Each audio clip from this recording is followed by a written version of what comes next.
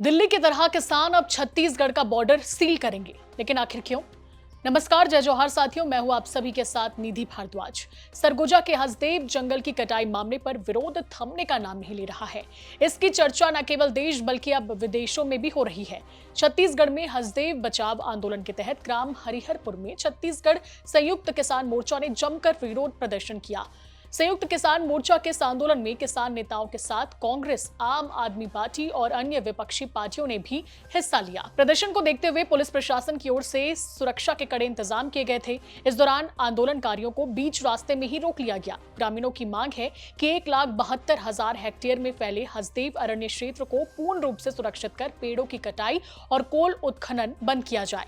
छत्तीसगढ़ बचाव आंदोलन के संयोजक आलोक शुक्ला ने कहा कि आदिवासियों के संवैधानिक अधिकारों को दरकिनार करके हसदेव के जंगलों का विनाश किया जा रहा है। इसके विरोध में किसान छत्तीसगढ़ का बॉर्डर सील करने की भी चेतावनी दे रहे हैं। स्वयं भारतीय वन्यजीव संस्थान ने कहा है कि हसदेव में खनन नहीं होना चाहिए और संपूर्ण इलाका नो-गो घोषित होना चाहिए। यहाँ तक कि छत्तीसगढ़ विधानसभा ने भी संकल्प किया था कि पूरे इलाके को नो-गो बनाना चाहिए, कोई माइनिंग ना हो, लेकिन उसके बावजूद भी हसदेव के जंगलों का विनाश जारी है। इसको लेके पूरे छत्तीसगढ़ में आक्रोश है। जगह जगह प्रदर्शन हो रहे हैं, हर शहरों में प्रदर्शन हो रहे हैं और राष्ट्रीय स्तर पे भी कहीं ना कहीं लोगों के अंदर नाराजगी है और इसको लेके एक व्यापक समर्थन हसदेव के आंदोलन को मिल रहा है। जो हमारा संयुक्त किसान मोर्चा है, उन्होंने भी आंदोलन का खुले रूप से समर्थन किया है और ये आह्वान किया है कि यदि हसदेव का विनाश नहीं रुका तो आगामी दिनों में पूरे देश के किसान हसदेव पहुंचेंगे। बता दें कि सरगुजा के उदयपुर के विकासखंड के हरिहरपुर में चल रहे इस आंदोलन को देश भर से समर्थन मिल रहा है। इस आंदोलन में हिस्सा लेने के लिए बड़ी संख्या में लोग पहुंच रहे हैं। इसी कड़ी में संयुक्त मोर्चा द्वारा हसदेव बचाव आंदोलन का साथ देने के लिए विशाल धरना प्रदर्शन किया।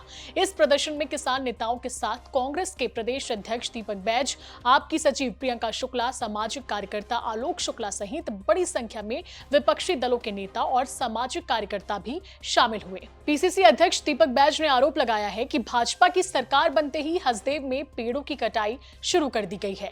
जन भावनाओं के विरुद्ध हो रही हसदेव वन की कटाई के खिलाफ जारी आंदोलन में कांग्रेस ग्रामीणों के साथ है। उन्होंने कहा कि भाजपा आदिवासी मुख्यमंत्री को चेहरा बनाकर छत्तीसगढ़ के जल, जंगल और जमीन को लूटने का काम कर रही है। 23 हसदेव बचाओ का आंदोलन में हम पूरी तरह से ग्रामीणों के साथ हैं। ऐसा कानून भी हम लोग पैसा नियम भी बनाए, ग्राम सभा को और मजबूत किए, लेकिन भारतीय जनता पार्टी की सरकार ने जिस तरह से नंदराज पहाड़ को फर्जी ग्राम सभा की है, वही मामला यहाँ पे भी है। जांच होना चाहिए।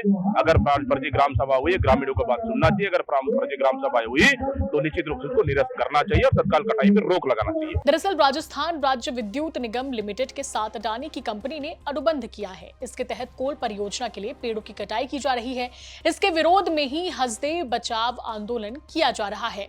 हसदेव अरण्य क्षेत्र में पेड़ों की कटाई और कोल उत्खनन को लेकर स्थानीय ग्रामीण जो है वो 675 दिनों से लगातार आंदोलन कर रहे हैं। इस आंदोलन को अब कांग्रेस का समर्थन मिलने से सियासत भी तेज हो गई है। वहीं आने वाले समय में हसदेव जंगल कटाई के विरोध में किसान ने भी बड़ा आंदोलन करने का अल्टीमेटम दे दिया है। तो अब देखने वाली बात होगी कि हसदेव में पेड़ों की कटाई कब तक रुकती है।